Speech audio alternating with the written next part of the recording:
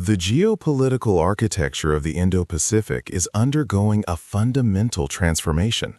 At its core is a strategy conceived by the West to contain continental powers, now co-opted and inverted by Beijing, the island chain strategy.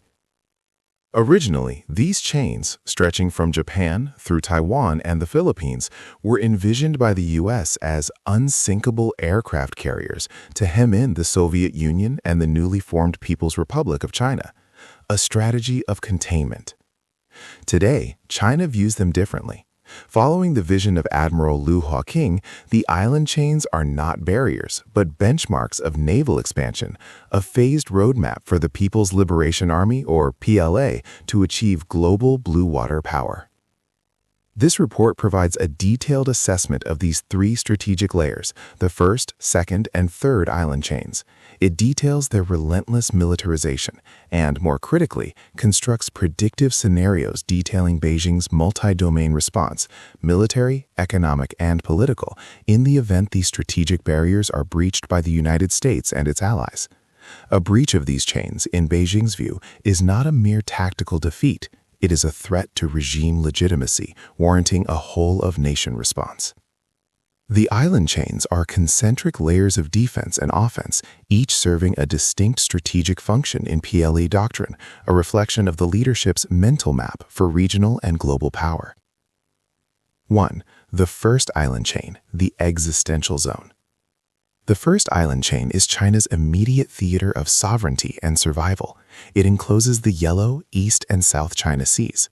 For Beijing, control here is non-negotiable. It contains the critical arteries of the maritime Silk Road for energy imports and export trade.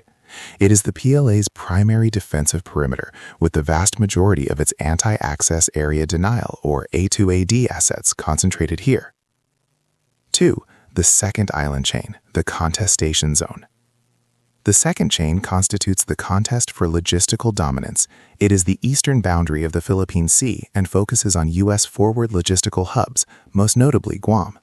This is the pivot point for U.S. power projection, and denying its use is central to China's counter-intervention strategy. 3. The third island chain, strategic depth.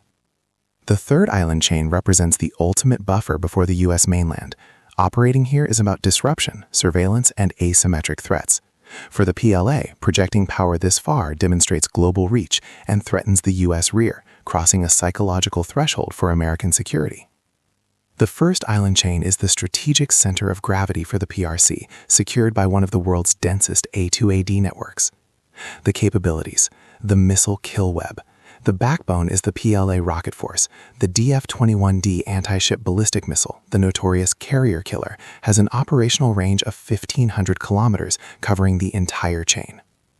Blue Water Navy. The PLAN, with over 370 ships, including the new Fujian aircraft carrier and the advanced TF-055 destroyers, provides a potent surface strike capability. The Gray Zone Fleet. The China Coast Guard, or CCG, and the Maritime Militia operate as the vanguard, using swarming tactics and the cabbage strategy, surrounding disputed features to enforce sovereignty without firing a shot, complicating U.S. rules of engagement. A breach here is defined as the sustained, uncontested operation of U.S. and allied forces in the South China Sea, or a political breach like a move toward Taiwan independence. Beijing's response would be multi-phased and systemic. Phase 1. Gray zone saturation and economic coercion. The initial response would be non-kinetic but highly coercive. Expect the immediate activation of wolf warrior diplomacy, framing the U.S. presence as a threat to peace. This is coupled with aggressive maritime harassment by the CCG, using dangerous maneuvering, high-pressure water cannons, and laser dazzling. Simultaneously, China will engage in economic coercion, targeting U.S. allies with tourism bans, import restrictions on agriculture, and targeted sanctions to create domestic political pressure against U.S. operations. Phase 2. The Taiwan Blockade Contingency. Taiwan is the critical node. Lessons from the recent Justice Mission 2025 exercises suggest the PLA would initiate a joint blockade campaign. The CCG would enforce a quarantine, intercepting commercial shipping, specifically targeting energy imports like liquefied natural gas, or LNG. War games indicate that cutting off LNG could cripple Taiwan's economy and power grid within weeks.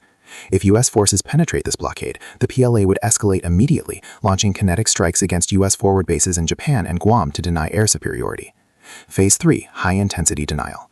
In a full conflict, the PLA would unleash a saturation strike, with modeling suggesting they could rain 2,000 bombs or missiles a day on targets within the first island chain. Their submarine fleet would turn choke points like the Miyako Strait into a meat grinder, exploiting the complex geography to their advantage.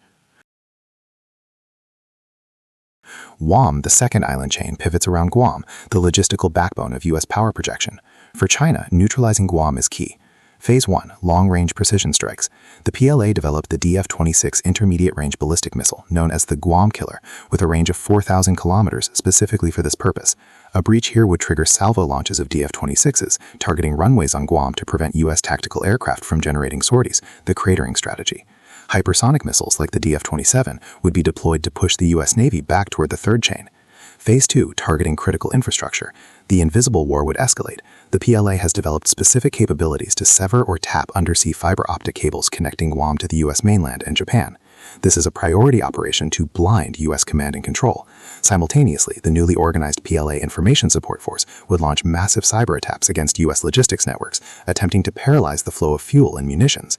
Conflict extending to the third island chain crosses an existential threshold. Here, the focus is on asymmetric threats.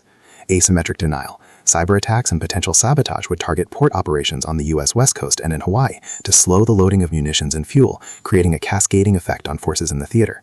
Space warfare. The PLA would employ counter-space capabilities, including direct-access anti-satellite missiles like the SC-19, to destroy reconnaissance and GPS satellites, creating a blind giant scenario for the U.S. Finally, conflict reaching this far risks nuclear signaling. While China maintains a no-first-use policy, the destruction of its conventional forces or a threat to state survival could lead to limited nuclear tests or tactical demonstrations to signal resolve and force a U.S. de-escalation. Beyond the kinetic threats, China's overall response is governed by the concept of unrestricted warfare, a combination of military and non-military tactics. This includes the activation of the three warfares: public opinion warfare, disseminating narratives that portray the U.S. as the aggressor to fracture allied support; psychological warfare, using large-scale exercises to intimidate regional partners; legal warfare, using new domestic maritime laws to criminalize U.S. naval operations and justify interception. China will also weaponize global supply chains. An immediate response would be an embargo on rare earth elements, essential for U.S. defense manufacturing, attempting to cripple the defense industrial base. Furthermore, pre-positioned Chinese malware, such as Volt Typhoon, is capable of activating against U.S. critical infrastructure, power grids, water systems, ports, bringing the war to the American home front and distracting U.S. leadership. The PLA's shift to systems confrontation means their goal is not just to breach the chains, but to destroy the system that allows the adversary to operate. U.S. intelligence suggests the 2027 window is a critical point where PLA capabilities may mature enough for a forcible unification of Taiwan.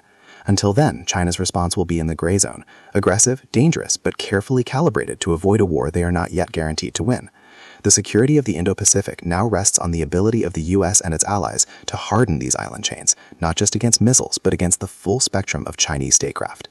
China seeks to win without fighting by making the prospect of fighting too costly for the adversary.